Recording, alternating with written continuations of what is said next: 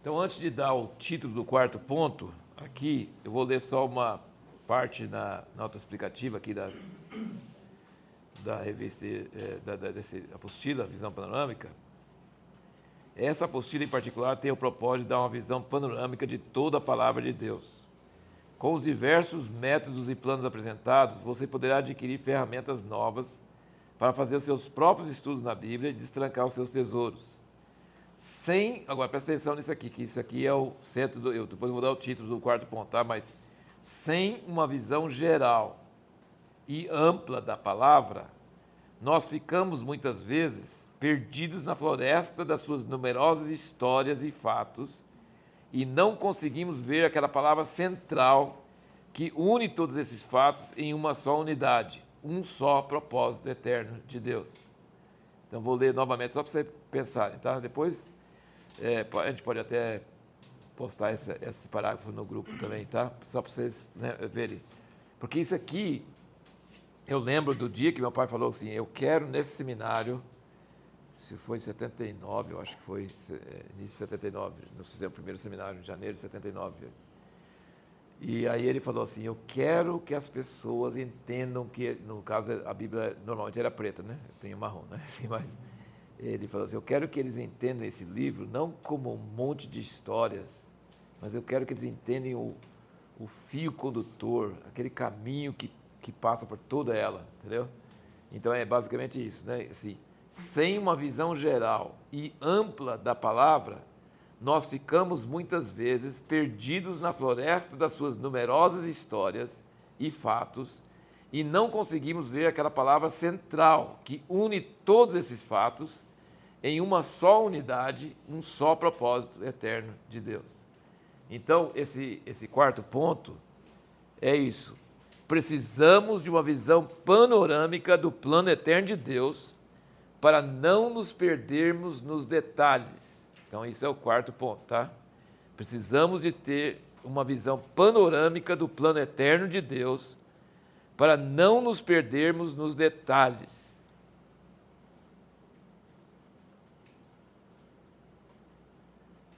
É basicamente achar um caminho no meio da floresta, entendeu? Então, tem muitas árvores, tem muitas... como é que chama aqueles... trilhazinhas, né, assim, no meio da floresta, que podem te desviar do alvo, entendeu? E são interessantes, são bonitos, é palavra de Deus, é tudo palavra de Deus, entendeu? Mas onde se encaixa tudo isso na estrada que leva à consumação, que leva a Deus, entendeu? Então, assim, você pode se perder em detalhes e perder o alvo, né? Então, você pode, por exemplo, os fariseus, eles fixavam no sábado e não prestavam atenção no cara que ia ser curado de um braço mirrado, entendeu? Assim, é uma coisa absurda. Assim, como pode ser tão apegado à palavra que você idolatra o sábado e não idolatra Deus que curou uma pessoa de uma coisa dessa, entendeu? O Ezequiel passou para vocês o João 9, né? João 9, do cego que nasceu de nascença. Nasceu cego de nascença? Não? Ele falou que tinha falado.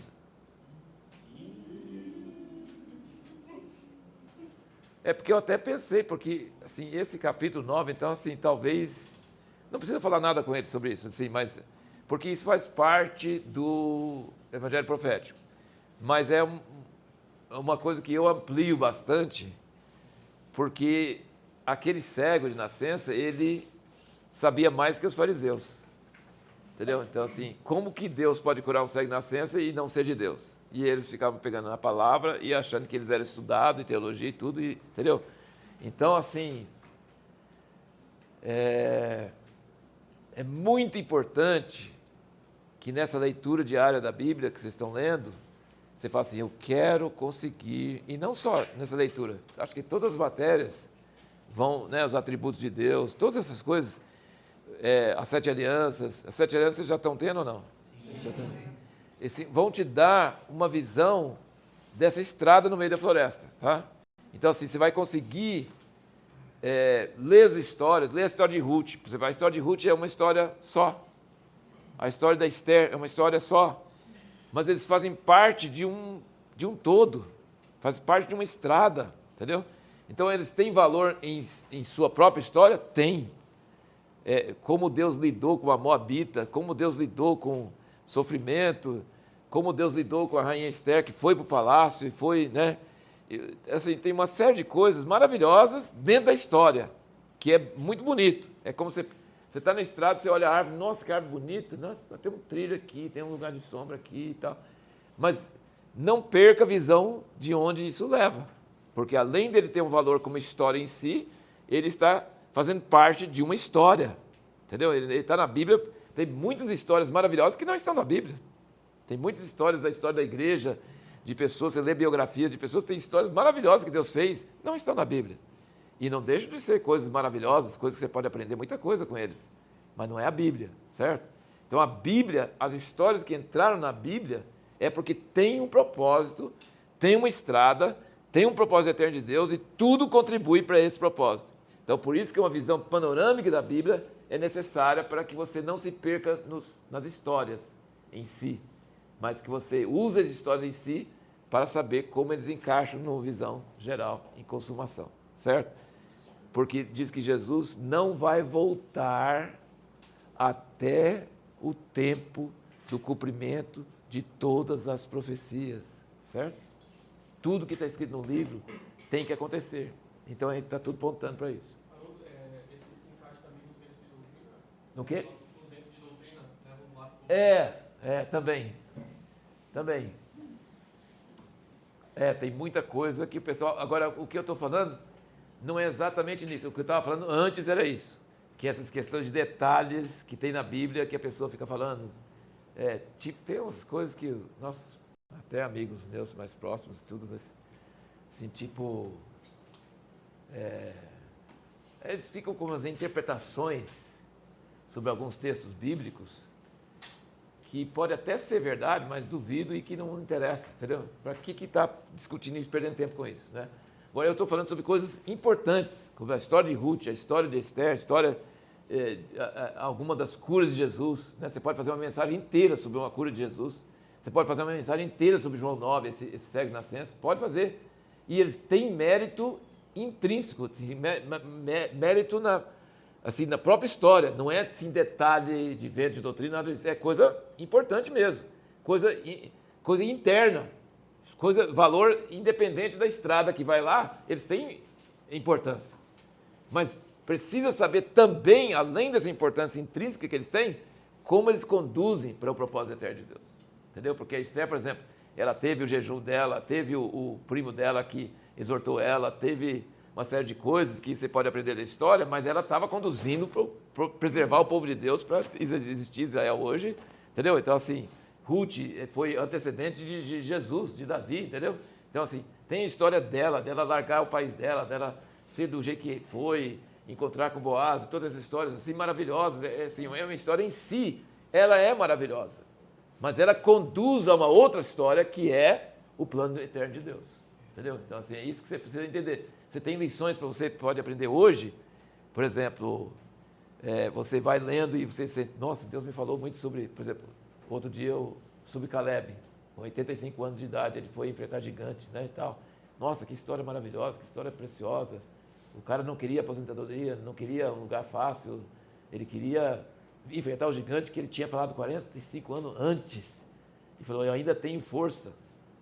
E Deus fala, naquele capítulo fala assim, Deus fala com Jesus, você está velho. Deus chamar com essa cara de velho é fogo, né? Você está velho, você não vai poder fazer mais. Mas Caleb era companheiro dele. Tal. Eu estou com 85 anos, estou com a mesma força que eu tinha naquela época, me dá esse monte, eu quero cumprir essa prova. Entendeu? Então, assim, a história dele me tocou. Mas não é só a história dele tem a ver com o plano de Deus. É isso que eu quero mostrar para vocês, né?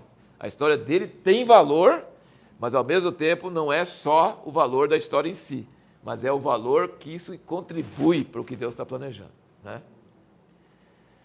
Então, esse quarto ponto é isso aí, tá? Precisamos de uma visão panorâmica do plano eterno de Deus.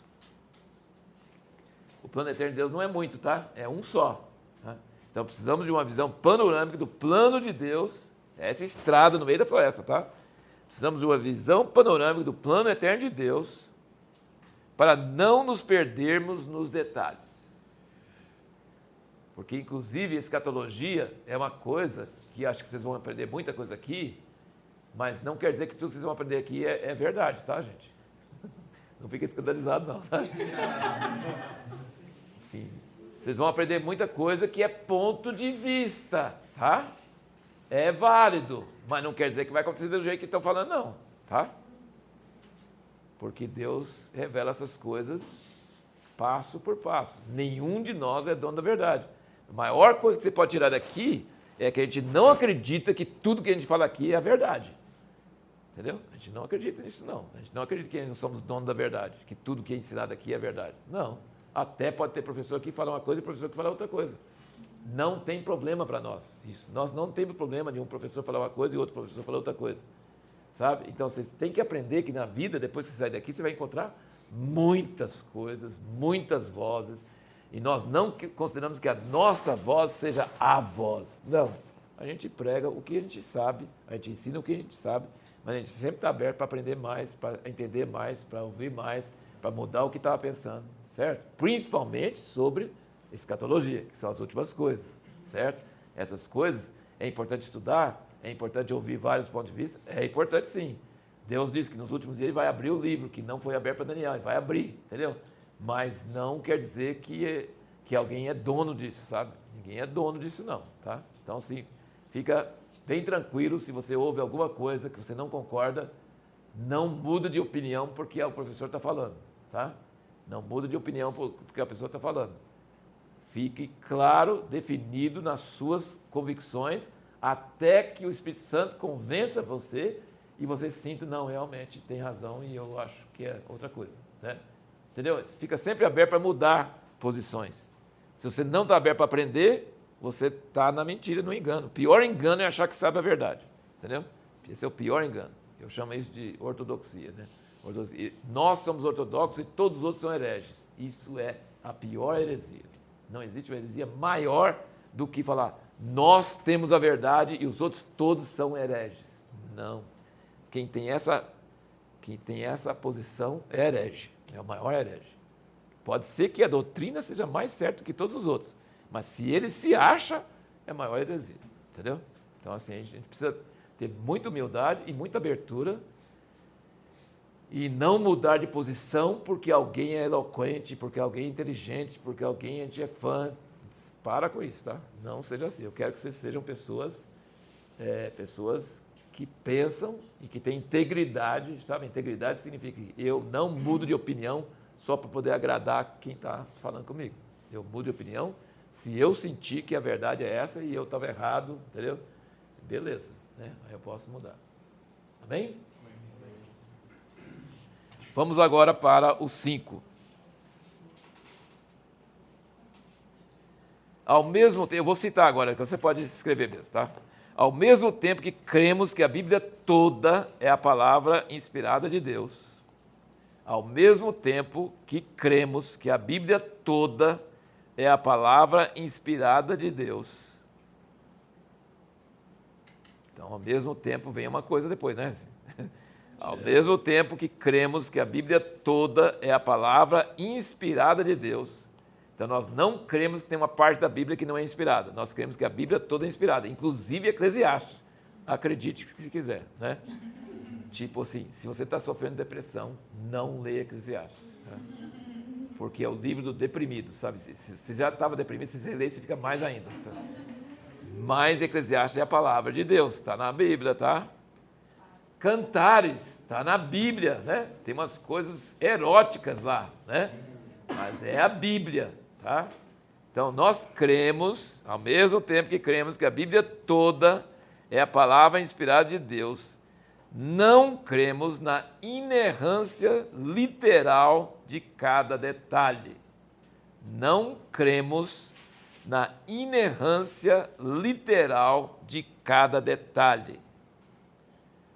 Tem gente que acredita que foi quase psicografada. Não foi. Você sabe o que é psicografado? É, quem foi espírita ou foi, né, Chico Xavier, né? Hã? Inerrante significa que não tem erro. Basicamente, não tem erro. Inerrante, não tem erro. Eu creio que a Bíblia toda é inspirada, mas eu não creio que todo detalhe é certo. Existem detalhes que são errados. Na Bíblia. Na Bíblia. Isso mesmo, na Bíblia. Eu vou defender essa tese agora com vocês. Não precisa, já falei que você não precisa acreditar, tá? Já te dei essa liberdade. Mas eu vou mostrar para vocês e eu posso mostrar isso vez após vez que eu conheço a Bíblia toda bem e toda vez eu encontro coisa que contradiz, que não é igual. Achei que era só eu, cara. Não. No que vocês leram, números, vocês estão terminando números, tem um lugar que ele fala que todo o reino de Sião foi para Ruben. Poucos versículos depois ele fala que parte do reino de Sião foi para Gade. Mesma Bíblia. Todo o reino é todo o reino. Não foi todo o reino, porque o próximo foi, parte do reino foi para o outro.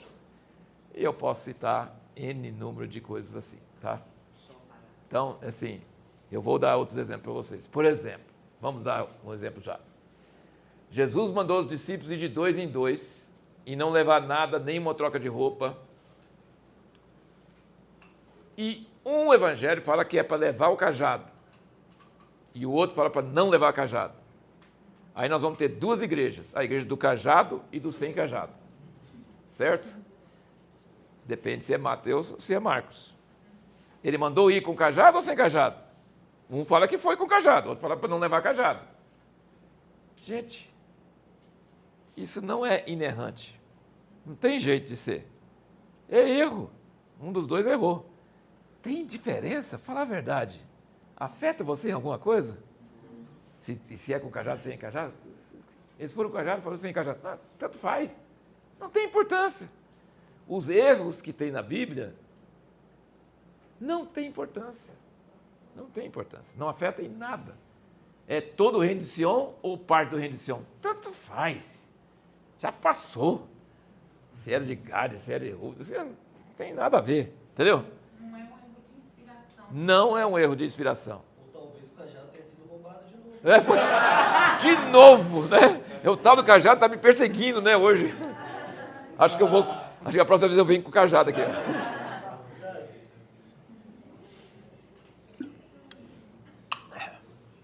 Mas vocês veem como é divertido estudar a Bíblia? É divertido, gente. Não é chato. É muito, muito engraçado. É muito divertido.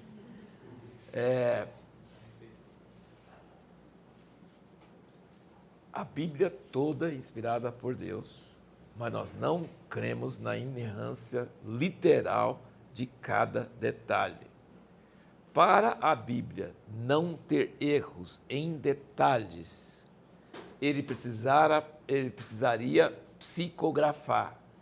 Os espíritas, Francisco Xavier, esse pessoal tal, o demônio toma conta deles, eles acham que não é, mas eles acham que é o outro, por exemplo, pessoas encarnam o espírito Xavier, certo? E pegam a mão deles e começam a escrever. Então não é eles que estão escrevendo, é o tal do espírito que está escrevendo, certo? Para a Bíblia não ter nenhum erro literal, Deus teria precisado pegar os caras e pegar a mão deles e escrever, porque Deus não erra. Mas ser humano erra. Se o ser humano não errar, ele não é humano, tá? Ele é outra coisa. Então, a genialidade de Deus é que ele pega gente igual nós, cheio de limitação, e consegue escrever a palavra dele com essas pessoas. Então, assim, os erros não afetam nada. Os erros não afetam nada. Inclusive, esse tal de Christian Shank que eu falei com vocês, ele tem um livro chamado Os Números da Bíblia, que eu nunca li, tá? Eu falo de muito livro, tem muito livro que eu não leio, tá? Que eu não li. Mas eu sei que ele ensinou porque ele era um físico nuclear, esse Christian Shane. Ele trabalhou no Brasil, no programa, acho que, né, professor da USP, ele era físico nuclear, trabalhou nos Estados Unidos, um homem de Deus, um homem maravilhoso, tal, e gostava de números. E aí ele pegava os números da Bíblia e ele destrincha os números da Bíblia de um jeito que você nem imagina, aquele número de holocausto, sabe? Vocês viram os holocaustos do dia na festa de tabernáculos?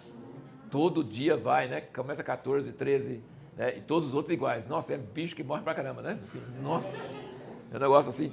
Aí termina com 7, né? E aí ele soma todos aqueles e faz um negócio dos números lá, é um negócio impressionante. Então, assim, quem gosta de números, né? Que não é o meu caso, eu gosto de história, geografia, mas esse negócio de matemática é muito bom e muito legal, mas é para outros, né? Não é para mim, né?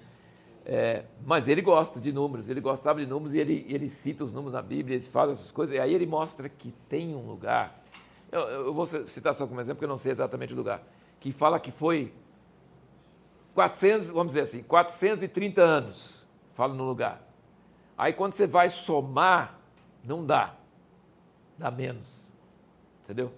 Quando você vai somar a própria Bíblia, tal rei governou, tal rei, tal juiz, eu não lembro exatamente os detalhes, sei que vai somar os anos pela própria Bíblia, não dá os 430, dá muito menos, 70 menos, é um erro, tá? É um erro. Só que aí o que ele fez? Ele somou os anos, eu acho que era o tempo do juiz, não era o tempo dos reis, os anos que Israel não estava sendo dominado por outros países. Os midianitas entraram e ficaram 20 anos, certo? Os moabitas chegaram e ficaram 10 anos. Ele somou e exatamente os anos que os outros países dominaram eles, dá essa diferença da conta. Você percebeu? Você acha que o escriba que escreveu estava sabendo disso? Não. Gastava um físico nuclear do nosso século para poder descobrir isso aí. Entendeu? Mas o erro humano, na verdade, era exatamente o que Deus queria dizer, que eles estavam na terra, mas estavam debaixo de outros povos, então não contava, não entrava na conta. E aí ele pega aquele versículo do Salmo que fala, Senhor, ensina-nos a contar os nossos dias, para dizer que se você viveu 80 anos, mas talvez desses 80 anos, só 10 anos que você viveu para Deus de verdade, então sua idade espiritual é só 10 anos, não é 80 anos, certo? Então ele ensina, Deus ensina-nos a contar os nossos dias. Se eu contasse pelo calendário cronológico, eu não precisava de Deus me ensinar. Mas se eu preciso contar do jeito que Deus conta, então ele tem uma mensagem disso aí, mostrando os anos que ficaram na terra, mas não estavam debaixo do governo de Deus, estavam debaixo de outros povos, não conta, não entra na conta, entendeu? Então é um exemplo de um erro, aparentemente, mas que na verdade é um erro inspirado, né? Porque tem uma lógica por detrás, né? Mas tem outros, muitas e muitas contradições, muitas coisas. Por exemplo, vocês vão entrar em Deuteronômio agora, né? Vocês vão ver, ele vai falar sobre os dízimos, coisa totalmente diferente do que fala antes. Entendeu? Então, assim, a Bíblia tem muitas coisas que não conferem, não batem, não dão certo, mas nada que afeta a mensagem principal, é a lição principal. Então, em vez de achar que isso diminui o valor da Bíblia, você devia falar que isso aumenta o valor da Bíblia, porque mostra que foi escrito por homens, mas não psicografado, foi por inspiração. Você acha que Paulo, quando está escrevendo em Coríntios, ele sabia que aquela carta ia entrar num livro chamado Bíblia? Que na verdade eles não tinham Bíblia, eles tinham a lei e os profetas, certo? Ele não sabia que ia ter um livro chamado Bíblia que ia ser o mais vendido, o mais lido no mundo. Ele não sabia disso, nada disso. E menos ainda que ele estava escrevendo uma carta que ia entrar na Bíblia, como palavra inspirada de Deus. Ele não sabia nada disso. João, quando você recebeu a revelação do Apocalipse, você acha que ele sabia que o livro dele de Apocalipse ia ser o último livro da Bíblia, que ia terminar tudo que começou em Gênesis? Ele não sabia nada. Ele recebeu a visão e escreveu a visão dele. Entendeu? Ele escreveu a visão dele, só que a visão dele é o último livro da Bíblia e termina tudo que começou em Gênesis. Então, assim, esses aparentes erros da Bíblia não diminuem a genialidade de Deus, aumenta a genialidade de Deus. Ele usar gente como nós para escrever a palavra dele, é só Deus mesmo. É só Deus mesmo. Não contaminou a palavra, conseguiu que a palavra fosse inspirada toda, que ela sobrevivesse anos e anos de queima de Bíblia, de perseguição, de tudo quanto é coisa, mas ela permanece, ela é preservada, é milagre. Né? A Bíblia é um milagre, é um negócio impressionante. Engraçado, quando eu era mais novo eu tinha essa percepção, cara. Quando falava que era escrito inspirado em Deus, eu pensava no cara assim,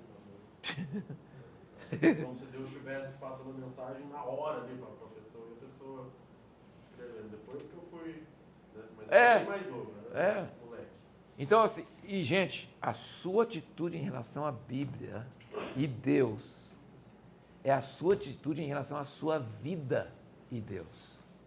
Presta bem atenção nisso aí, tá? Se eu consigo entender que Deus pode falar, mesmo que tenha erros, mesmo que tenha falhas humanas, então eu posso ouvir a voz de Deus e agir com Deus, mesmo que eu tenha falhas e tenha incongruências e horas que sou contraditório, uma hora eu falo uma coisa, outra hora eu faço outra coisa, entendeu?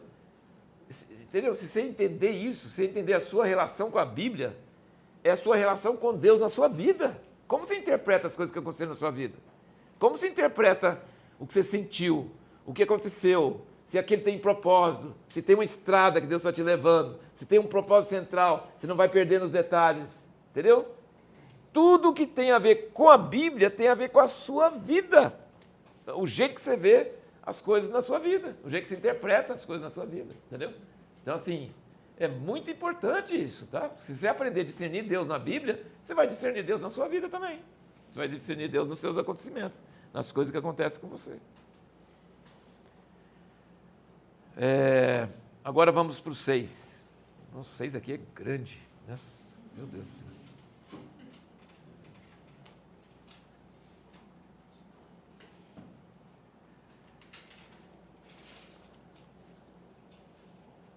Deus nos fala por detalhes que chamam a nossa atenção na leitura diária. Deus nos fala por detalhes que chamam a nossa atenção na leitura diária.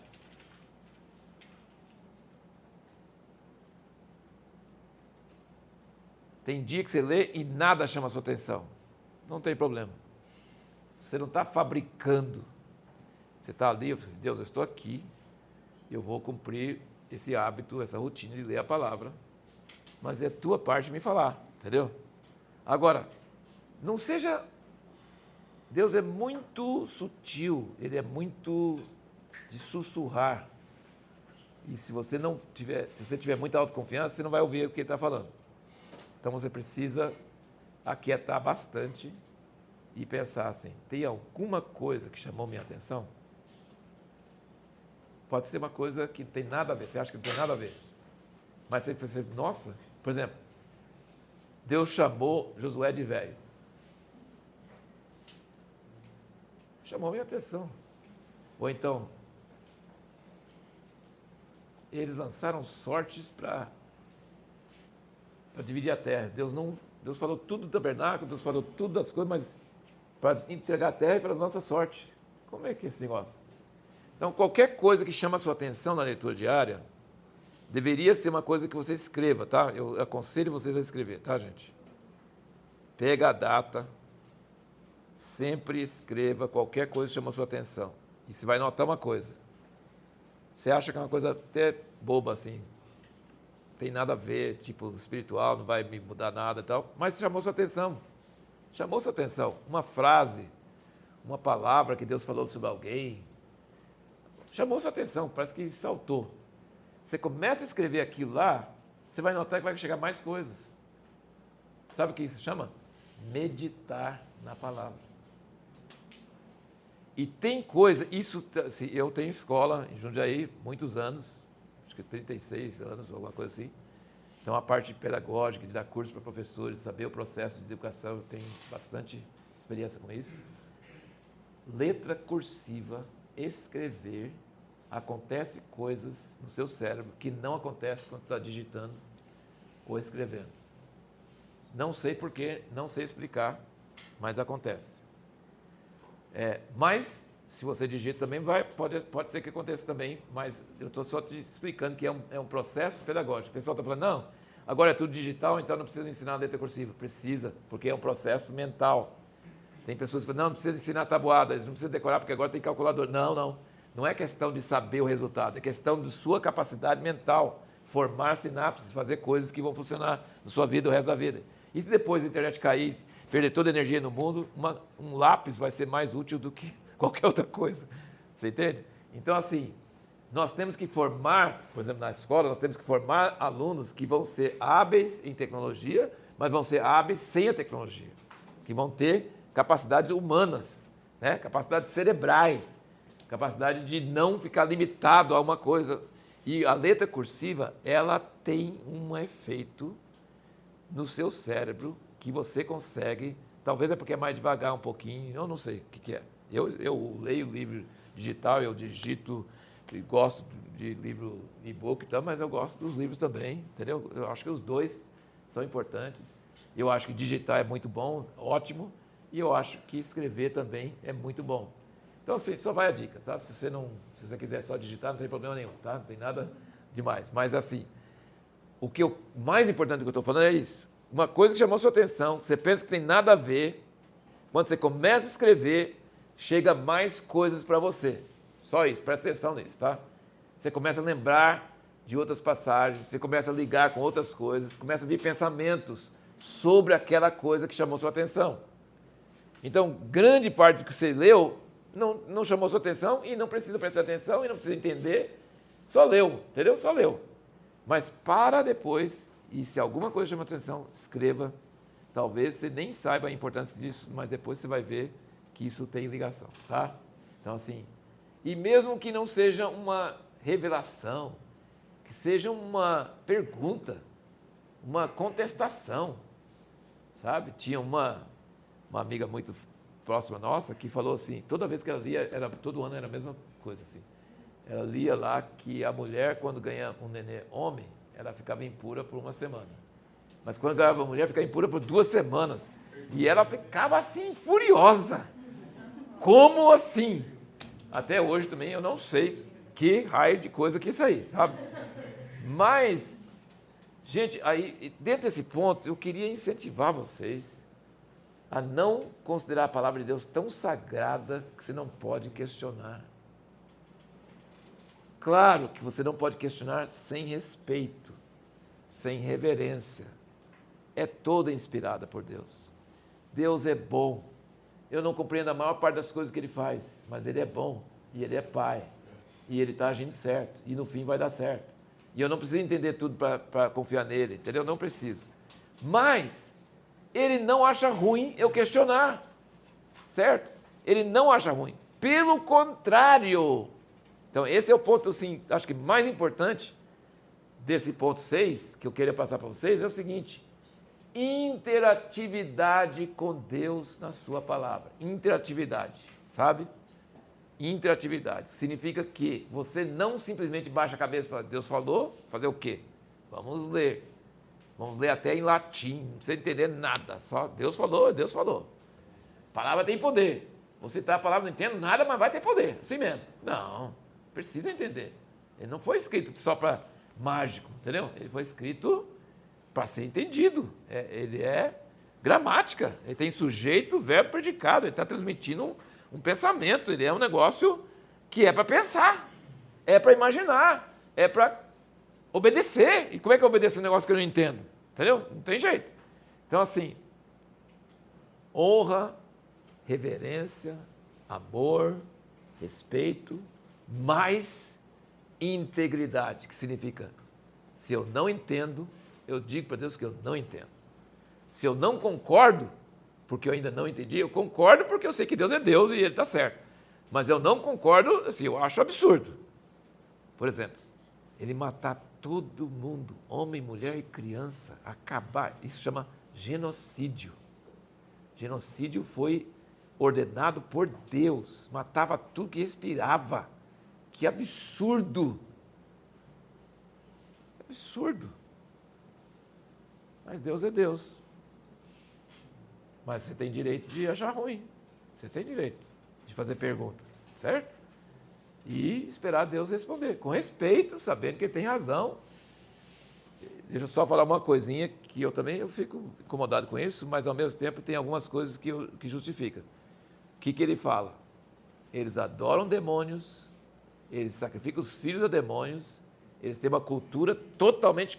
que idolatria não é só por causa do ídolo, é o demônio atrás do ídolo. Era culturas demoníacas. E Deus queria exterminar toda aquela cultura e ele disse para Abraão, não pode ser agora porque eles ainda não estão à medida de não estar lá. Mas agora ele fala assim, agora está tão podre que eu tenho que acabar com tudo. Então assim, para a gente é totalmente desumano. Nós estamos na nova aliança, nós não somos nada disso agora, sabe? Só que Deus é, nós não, mas Deus é. Ele vai chegar um dia, ele vai cometer genocídio aqui na face da terra. Ele vai acabar com, sabe, as pragas de Apocalipse vão ser terríveis. Mas nós não temos nada a ver com isso. Nós somos do Cordeiro, nós não somos do leão, né?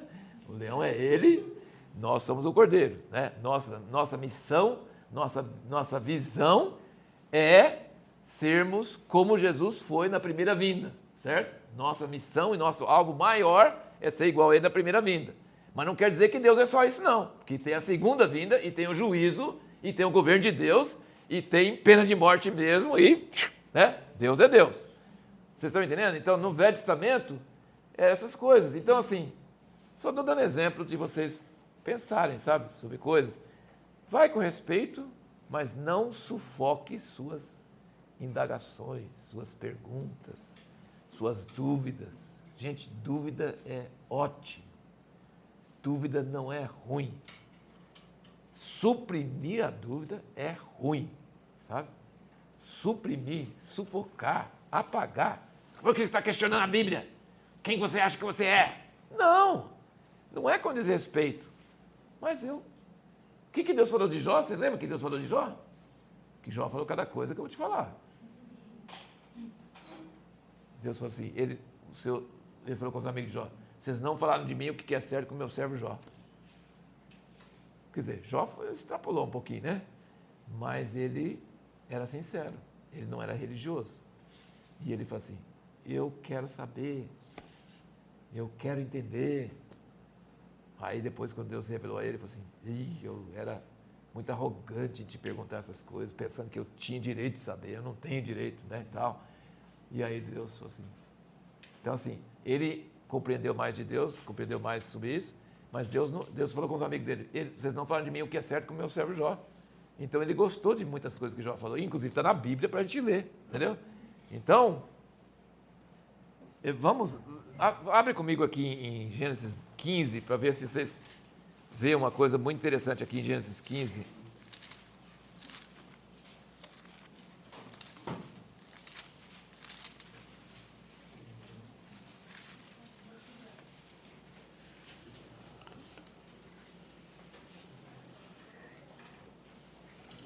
Você indaga e questiona que você está querendo conhecer mais, né, cara? E está levando a sério. Tá levando a sério, exatamente. Baixar a cabeça e só falar assim, o Senhor é Deus. Você concorda? Não tem que concordar, eu sou apenas um servo, você manda, tá indo. Aí Deus fala assim, você não é anjo, anjo é meu ministro que... Eu falo que anjo não tem embreagem, certo? É carro automático, assim. Deus falou, o anjo vai lá e você pergunta para o anjo, o anjo fala assim, eu não sei, eu cheguei aqui para te dar essa mensagem, não me pergunte não. Tipo assim. Agora o homem não, o homem tem embreagem, tem marcha. O homem é igual porteiro de condomínio. O que você quer? Com quem você quer falar? Qual o seu número de identidade? Sabe? E Deus manda a gente fazer uma coisa e a gente fala assim, por quê? Pra quê? Sabe? O homem é complicado, o anjo não. O anjo não, ele fala assim, já foi. O homem, nossa, o homem é complicado, porque ele vai ter que processar, ele vai ter que resolver se ele vai obedecer ou não. Nossa, o homem é complicado. E Deus dá espaço para isso, principalmente naquela passagem com Moisés. Pois é.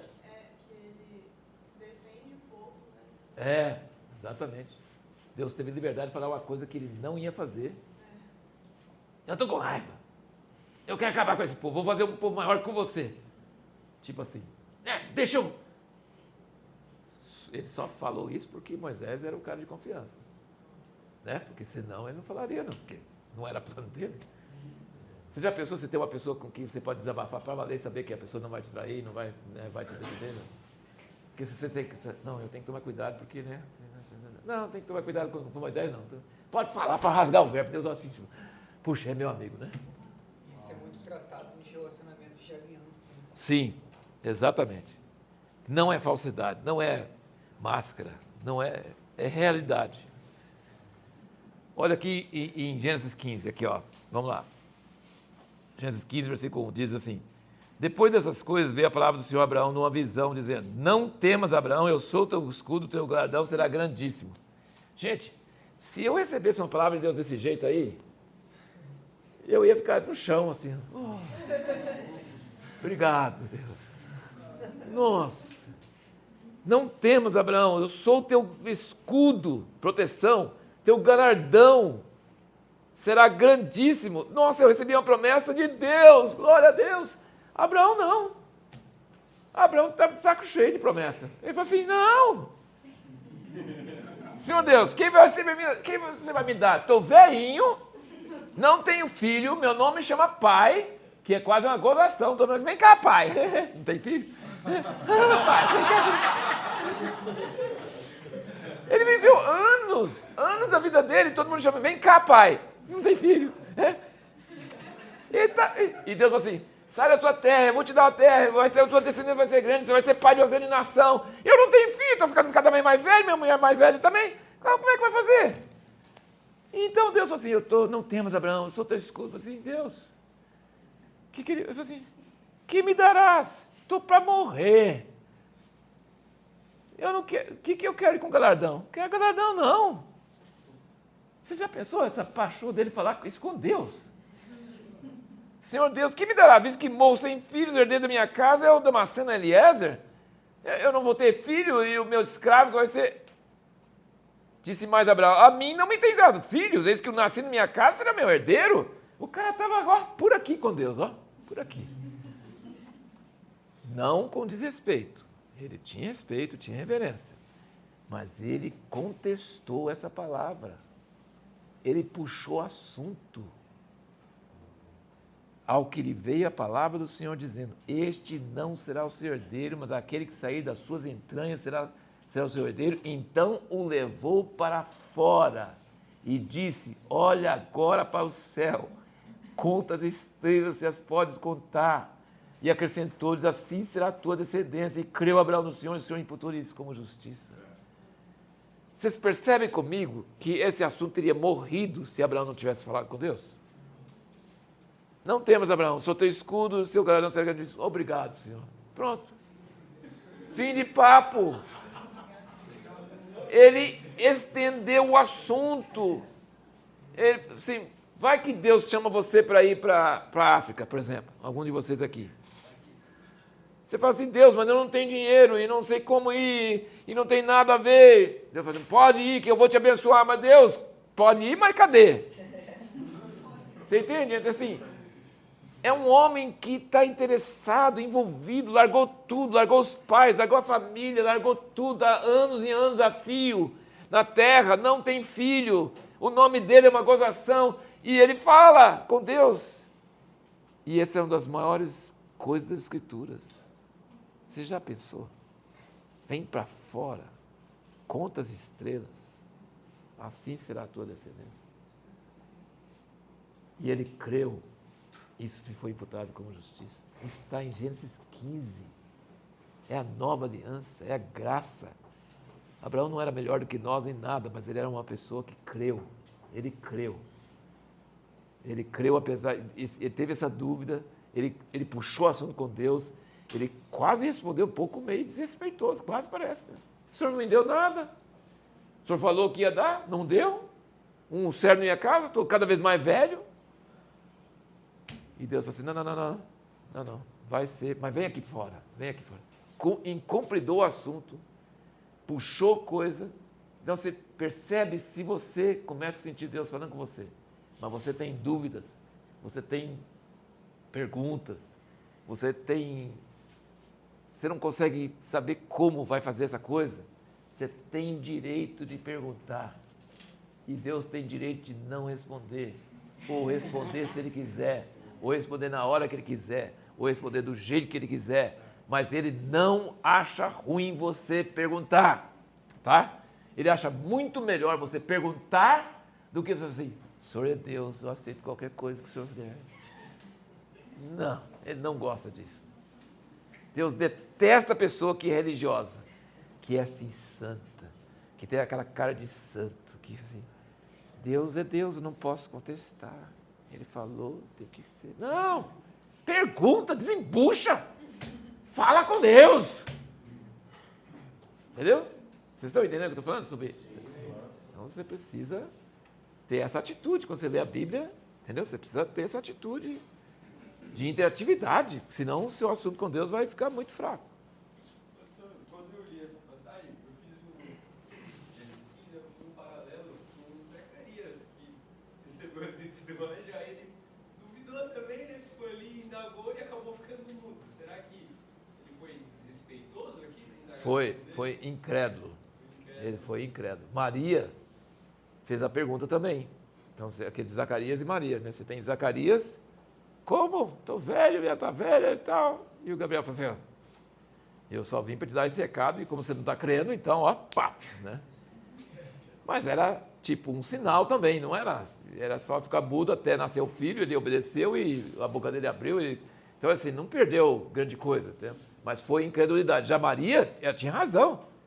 Como que eu vou ter um filho se eu não sou casada? Isso não é incredulidade, isso é pergunta prática, tipo, como vai processar isso aí? Então, a pergunta de Abraão eu entendo assim, que ele fala assim, recebeu um galardão, tem escudo, mas eu não tenho filho, como é que vai ser? E agora está tudo caminhando para meu filho, meu escravo ser meu herdeiro. Então, era perguntas práticas, entendeu? Então, assim, isso que eu estou falando para vocês. Perguntas práticas, dúvidas práticas. Por exemplo, gente, deixa eu falar um negócio para vocês. Talvez você tenha dúvida na Bíblia por anos a fio. Anos a fio. Deus não responde. Você lê a Bíblia muitas vezes.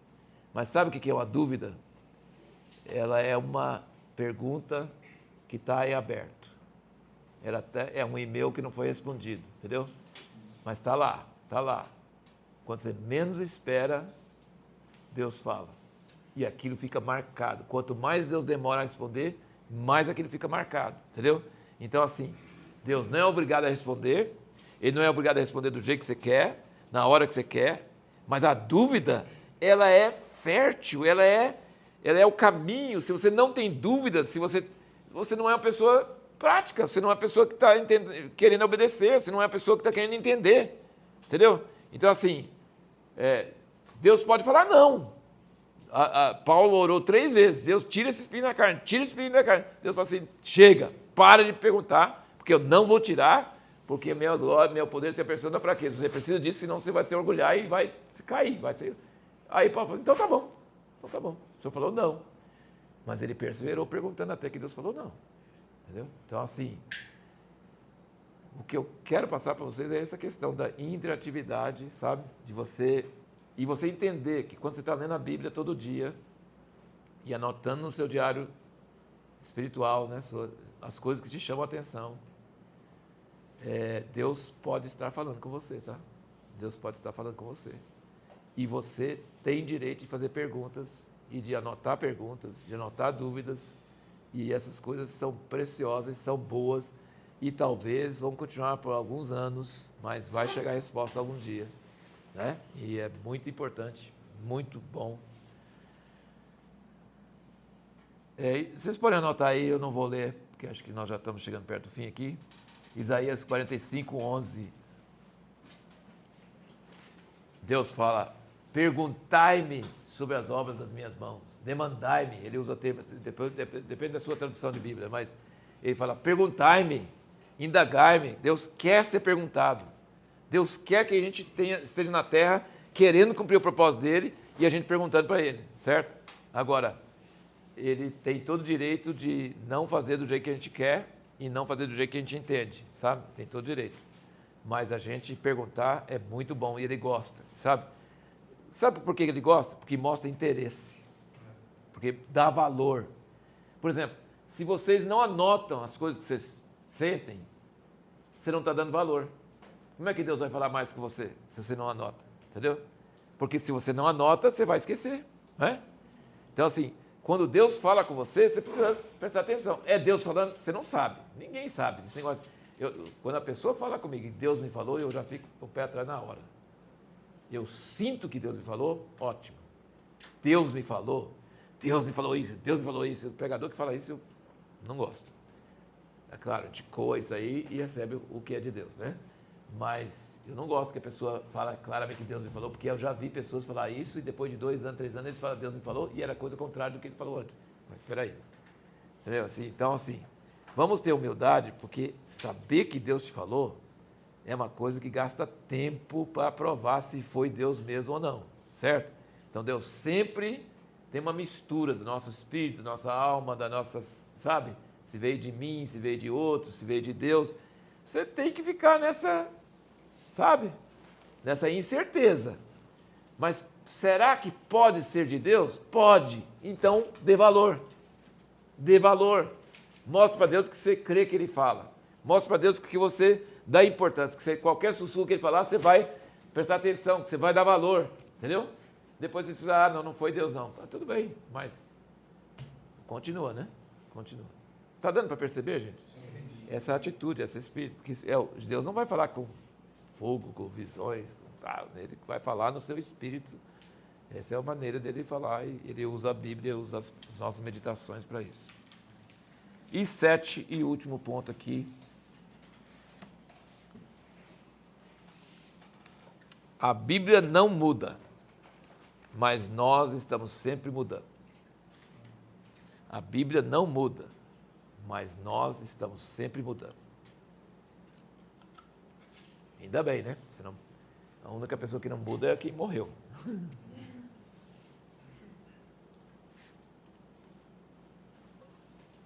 A Bíblia não muda, mas nós estamos sempre mudando. Na verdade, a Bíblia nos muda também. É, a Bíblia nos muda. Muda muito. Muda muito. Por isso que eu estou te falando, gente. A maneira que você trata a Bíblia é a maneira que trata a sua vida. A minha vida teria sido outra coisa sem a Bíblia. Totalmente diferente. Então, são essas coisas que eu estou passando para vocês, que em cima dessas coisas eu tenho praticado, eu tenho vivido e tem acontecido. Então, eu posso ver que a fonte é a palavra. O que fala em Provérbios? Aquele que medita na lei do Senhor dia e noite será como a árvore plantada junto ao rio, cuja folha nunca falta. Entendeu? Então, assim, a Bíblia, você precisa priorizá-la, você precisa ter o seu tempo a sós com Deus, mesmo que você está viajando, mesmo que tem visita em casa, mesmo que você tenha emprego de dia e estuda à noite, você precisa dar primeiro lugar a Deus direto. Se você fizer isso e atender o que Deus te fala, você vai ver que a sua vida vai acontecer coisas que você nunca imaginou que podia acontecer. Entendeu? Porque começa pequenininho e vai crescendo. Coisas pequenininhas, janelinhas pequenininhas, elas abrem para coisas muito grandes, sabe? Então, assim, não adianta a gente nos iludir de que Deus vai dirigir nossa vida se nós não damos valor à palavra, se nós não meditamos na palavra, se nós não cremos que Deus nos fala pela palavra, se nós não adotamos o que Deus nos falou pela palavra, entendeu? Não adianta você não está sério. Sabe, a pessoa, por exemplo, quer perder peso. Não está sério se você não se pesa todo dia, se você não come direito, se você não faz exercício, entendeu? Você não está sério. Você fala uma coisa, mas você está praticando outra coisa. É totalmente diferente, né? Então, assim, com Deus, você tem uma vida espiritual, você quer ouvir a voz de Deus, então você está lendo a Bíblia todo dia? A Bíblia toda, sempre? Você está anotando o que Deus te fala? Você está obedecendo aquilo que você acha que Deus está te falando? Porque se você não está fazendo isso, meu filho, você não está sério. Você não está sério. E é isso que você precisa ensinar as pessoas, tá? Precisa ensinar as pessoas. Não é só pastor, líder. Não. Todo mundo é discípulo de Jesus, entendeu? E cada um deles pode ser que não vai ter mais igreja, não vai ter mais Bíblia, não vai ter mais pastor, vai estar todo mundo preso, morto, sei lá. A pessoa tem que ser cristã. Ela tem que conhecer Deus. Você entende? Então, assim, você tem que praticar isso e você tem que ensinar isso como a primeira coisa mais importante na vida de todas as pessoas. Se você tem uma igreja reunindo 20 anos e você não está ensinando as pessoas a fazer isso, você está enganando elas, que elas estão seguras. Não, eu estou da igreja, eu vou todo domingo, eu dou o dízimo. Peraí, mas você conhece Deus? Você está ouvindo a voz de Deus? Você conhece a Bíblia? Você está lendo a Bíblia? Não, então a igreja está te enganando. Você está seguro quando você não está seguro. A igreja não salva ninguém, entendeu? Então assim, primeiro cuidar de nós mesmos e depois a gente cuidar dos outros, entendeu? Primeiro a gente cuidar dos outros. E as pessoas não pensam assim, não é verdade? Nas igrejas, em todo lugar, ninguém fala isso, né? Ninguém ensina isso. É muito difícil. E isso é uma tragédia, né?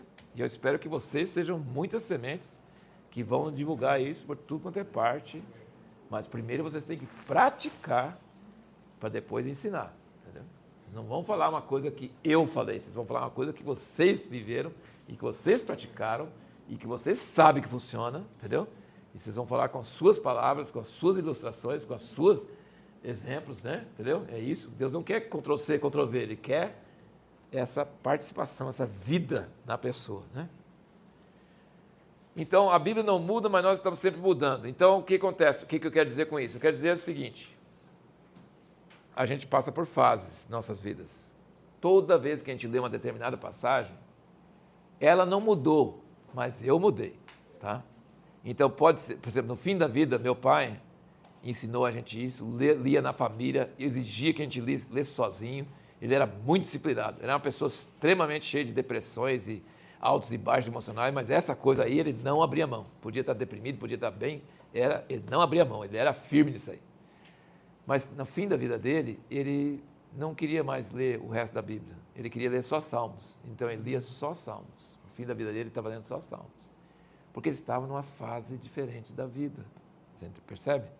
Então, assim, a gente passa por fases. Tem fases de euforia, de alegria, de ânimo, de coragem. Tem fases de depressão, de introspecção. A gente está sempre mudando, né? Por isso que o salmista falava com a alma dele: ô, minha alma, porque está batida, né? Ele conversa com a alma dele, né? Então, por isso que a Bíblia é maravilhosa, porque toda vez que eu leio, não é que ela muda, eu mudei. E eu preciso dela nessa hora. E se eu preciso dela nessa hora, eu não preciso daquelas partes que me tocaram no passado. Talvez uma parte que não me tocou no passado vai me tocar demais hoje, por causa das experiências que eu estou vivendo, por causa do, né? Entendeu? Então, é por isso que eu estou falando que a Bíblia não é igual a outros livros que você lê e conhece, então não. Ele é uma palavra viva porque ele atende a várias fases da nossa vida que a gente passa, certo? A gente passa várias fases e sempre alguma coisa, talvez igual e talvez diferente, vai nos tocar, entendeu? Então, por isso que a Bíblia é tão necessária de ler todo dia, porque a gente às vezes nem sabe o que a gente está passando, a gente nem sabe o que a gente está pensando, a gente sabe por que a gente está desanimado, né? A gente, às vezes sabe, às vezes não sabe. E ler na Bíblia, alguma parte toca a gente. E isso é maravilhoso, né? Porque Deus pode nos tocar você está lá embaixo, você está lá em cima. Ele pode tocar em várias coisas, né? Mas você chega assim: eu sou uma folha limpa, eu não vou deixar que o meu jeito que eu li ano passado me afeta, não vou deixar que minhas anotações do ano passado me afetem. Eu quero ouvir Deus hoje. A palavra que procede da boca de Deus hoje. Amém?